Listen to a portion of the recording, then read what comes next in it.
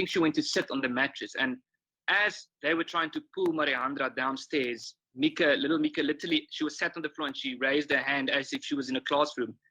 And she wanted to speak to the attackers. And she said to them in Afrikaans, she basically wanted to negotiate with them, to leave her mom alone. And she said, I have money, you can take my money. I have a spaarbusie. Spaarbusie is the Afrikaans word for a piggy bank.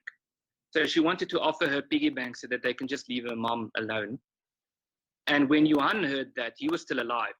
He was then lying on the floor. He was already shot 5 times. He was 5 times. He was shot through the heart. When he heard that, he stood up and he walked towards them. And what they didn't know at the time was the attackers had 1 bullet left. They came there with 7 bullets. The first one went to Mika. They then shot Johan 5 times. Johan walked towards them and he was only able to say 1 word. He said to them, please. And he gave about 2 steps, and then the one attacker again said to the other one, just kill him, brother. So they walked towards him and they shot him in the head. And then, of course, eventually, then they started arguing with Mariandra again.